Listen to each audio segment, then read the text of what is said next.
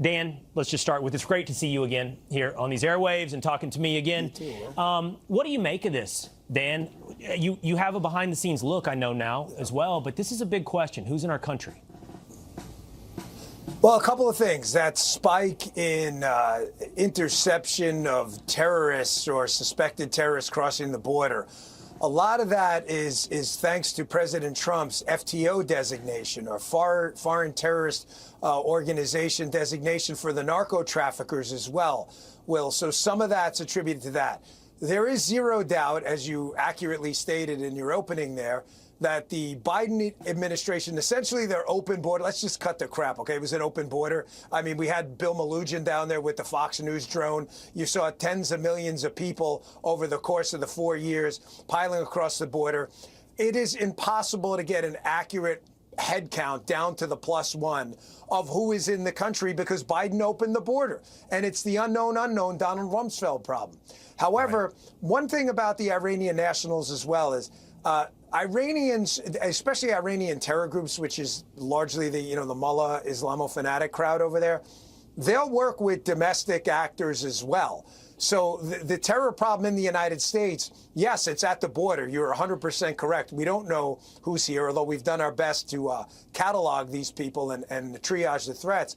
But they'll also work with just regular street criminals, as we've seen with some of the DOJ indictments on these lethal plotting cases, to use them as well. So it's really like the Medusa problem. There's like, there's problems coming out everywhere. Do we feel like we have a good grasp on that? Dan, when you say that, I think about a story that we talked about yesterday, that Virginia mosque that celebrated or memorialized the death of the Ayatollah.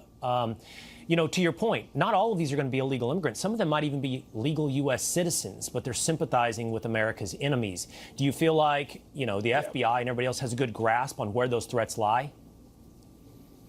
Well, I can promise you from 7 in the morning to 6+ at night, we probably had 3 or 4 meetings a day in the National Security Division, the Counterespionage, and the CT Counterterror Branch, both Kash and I, and our leadership.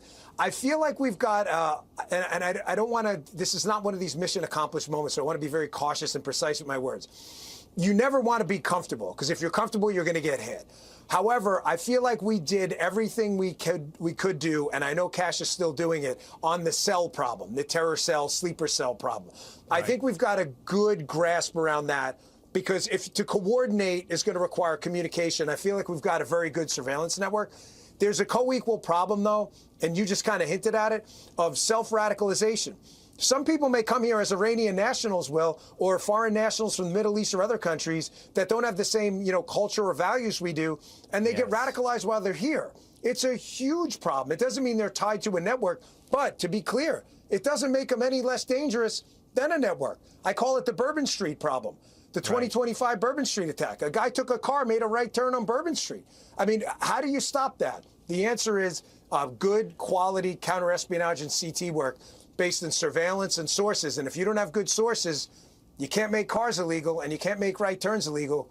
You're going to have problems. Well, and I would offer one other potential solution, or at least remedial measure, and that is be really, really strict or cognizant about who you let into this country. We're talking now legally, that you only let people come to this country who want to be and love America.